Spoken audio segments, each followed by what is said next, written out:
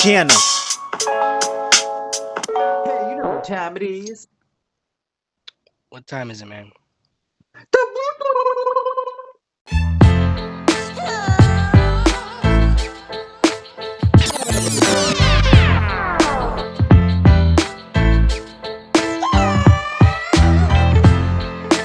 Welcome everyone to another episode of the Beatdown, the segment and channel where two worlds collide. I am your host, Clyde. This is my co-host, Mr. J. How's it going, guys? We are back at it again with another one for you. And we would like, if you like this channel or these videos, we would like to remind you, always subscribe so you get all of our latest notifications, like, share, and comment. Yeah, and the subscribe button is very important because, some of these other videos we have like copyright issues, so we're not going to get any kind of compensation for it. But when you guys subscribe, we get more and more better, and we get more and more abilities to do more content that they'll allow us to do without screwing us over. Anyways, moving on. Halloween's coming up, y'all, which we thought to ourselves, we got to do something with a little bit of theme, like a monster theme. So decided to do something like this because, by the way, also a trailer came out not too long ago for a new Godzilla movie, so we figured this would tie in perfectly together. So let's do this. I will start things off by representing the big bad monster himself, the king of all monsters, Godzilla.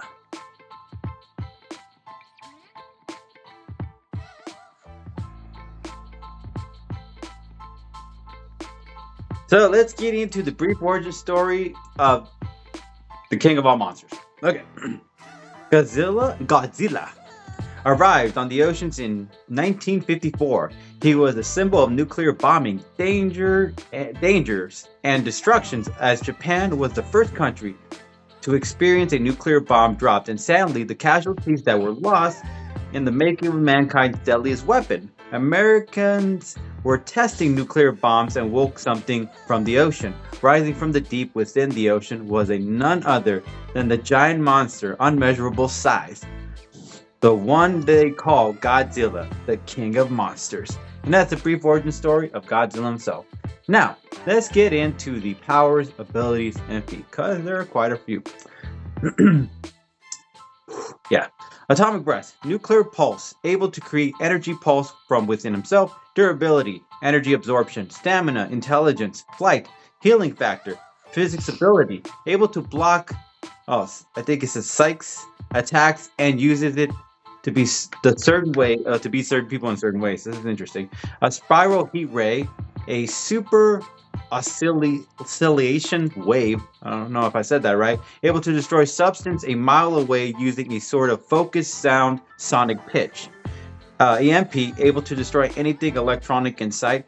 Tail beam, tail, radiation, and regeneration. His feats.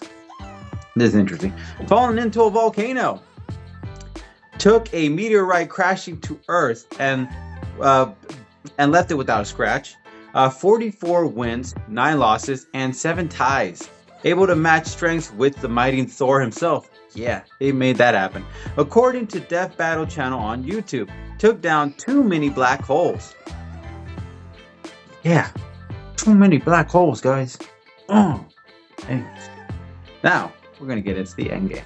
Now let's get into the end game. So, I'm just going to make a few points. Let's start off with who's got more juice. Now, the Dragonzord obviously is mechanical, and eventually it's going to run out of power. Usually, at some point, it does, just like a car, just like anything that needs energy or anything with gas, fuel, or anything in general, it's going to run out of juice. But Godzilla, that's not the case for Godzilla.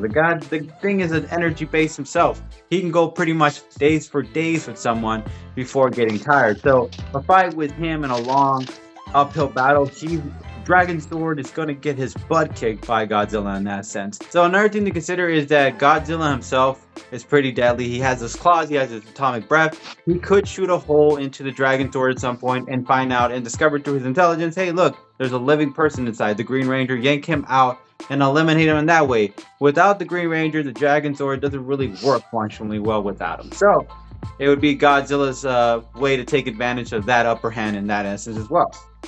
All right, so let's talk about the other things. For starters, another thing to consider is yes, both come from the water, but Godzilla actually has been known to be able to fight characters in the water, even if they're even ocean-based creatures. He's able to fight them a lot more better because he lives in the ocean pretty much most of the time. So put him in the ocean, put Dragonzord in the ocean, he's going to get his butt kicked there. Another thing is Godzilla can fly. So if he wanted to, he could grab a grip of Dragonzord. And the reason why I believe he could grab a grip of the Dragonzord is because Godzilla is super strong. I mean, there's been so many multiple amount of counts where he's lifted something over his head that's 10 times inside. There was a 3-headed dragon, he threw it over his shoulder. The guy shows he has immense strength, which means eventually he could probably put a grip on him and fly the Dragonzord over to a volcano and throw the Dragonzord into a volcano. There is that possibility right there in that kind of situation. All right, and the last thing I'll make as my final point against the Dragonzord, especially in Godzilla's end, is that the Godzilla has energy blasts. I mean, he has atomic breaths. I mean, any of those things are going to do a lot of damage to a material-based Dragonzord with metal form. No matter how strong it is, it's going to be getting some severe damage from all the attacks. And an energy blast might be able to shut off the Dragonzord itself at one moment, making it temporary out of obsolete, giving Godzilla the opportunity to rip its head off before it can get back to its functionality and claim victory on this and becoming yet again the king of all monsters.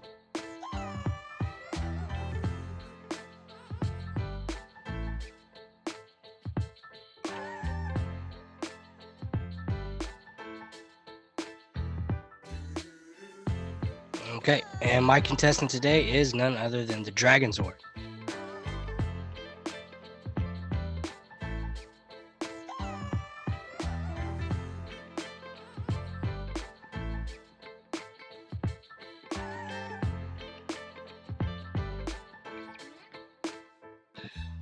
Also, Tommy Oliver, the Green Ranger. Brief origin on them. R.I.P. Wow. R.I.P. Rita Repulsa, the evil sorceress who is constantly trying to take over Earth and destroy the Power Rangers, kept losing. Next thing you know, the Power Rangers unveil the Megazord who destroyed one of Rita's big monsters. She decided she had had enough. She says, okay, the only way I can beat you is if I have a Ranger of my own. And hence, that's when Green Ranger was created. The Green Ranger is none other than Tommy Oliver, who was given the power of the Dragon Coin, which gave him the ability to control none other than the Dragonzord. Now, the Dragonzord, I don't really want to go into too many of what Tommy can do. He has a lot of very good skills. He's an extremely skilled martial artist with karate, taekwondo. Unfortunately, a lot of that's not going to really help him today. The only two things that I will talk about is the Dragon Shield, which is going to protect him immensely, as well as the Dragon Flute, which is that little dragon dagger that he uses to fight, but also controls the Dragonzord itself. Now I'm going to go into the end game.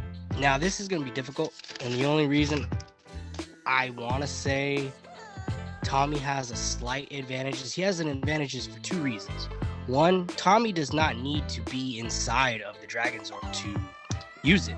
The Dragonzord is actually somewhat sentient, so it does kind of do its own thing. However, Tommy does ultimately have control over it. I know Tommy lost control of it when he lost his power, but that's a whole different thing. We'll get into that later. Yeah.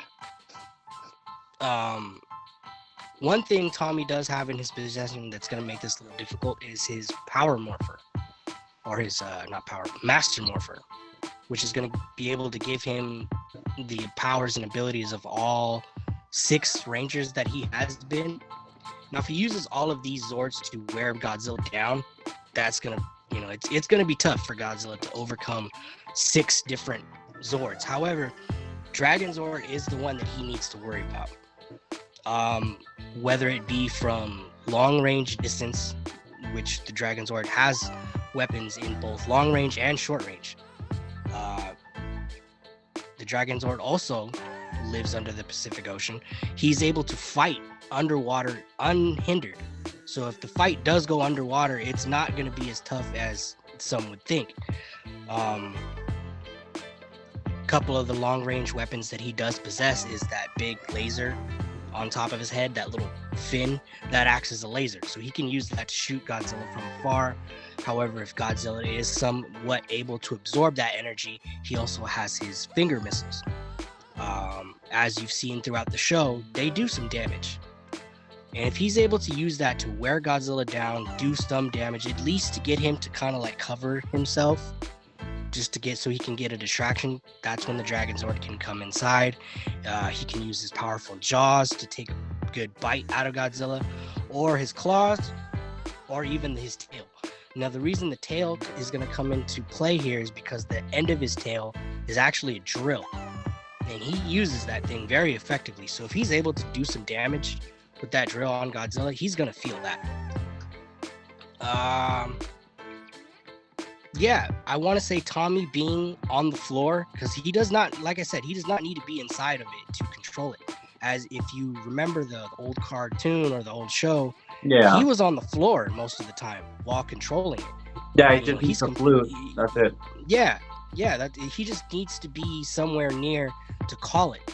Once it's there, he can control it. I don't know how exactly far the distance is between the two of them, but my point is he does not need to be inside of it. Another little advantage that Tommy can use is he can actually switch the modes in which it operates. Dragonzord on its own, to give you a little bit of background, is actually 311 feet tall. Yeah. Weighs about 187 tons. Now, however, if Tommy's able to call on some other Zords from the Megazord to come help him, he can, like I said, he can switch the mode in which it operates. Yeah. That would be the Dragon Megazord or battle mode. Now, what he does is he calls 4 additional Zords from the Megazord to come and help him transform it. And once it does that, it's 328 feet tall, so it gets a little bit taller, and it also gets a little bit heavier, which before it was, what did I say, 187 tons. Now in battle mode, it would be 560 tons. Damn. Either way, Godzilla's bigger than this. Godzilla's probably going to be able to throw the Dragonzord around. However, in battle mode, he could still probably do so.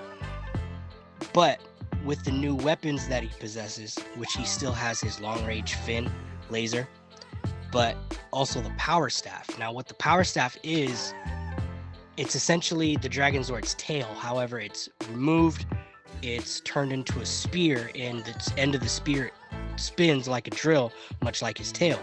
Now, the reason I bring this up is because he keeps him away from afar with his long-range weapons. Once he gets inside, that's when he can use his drill. If he needs to go into battle mode, that's when the staff comes in. Now, the reason I bring up the power staff is because anytime any monster has come up against that spear in battle mode, they lose. They lose every time.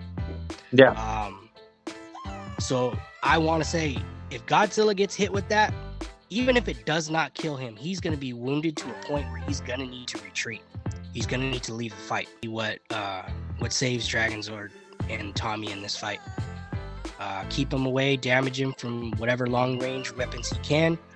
Once he gets inside, if he needs to, transform the Dragonzord into battle mode, use the power staff. And that's how I see Dragonzord taking this one. It's going to be hard. It's going to be extremely difficult. Godzilla is the king of all monsters, but like I said, if he sticks to the plan, he should be able to walk away with it. Green Ranger and Dragonzord for the win.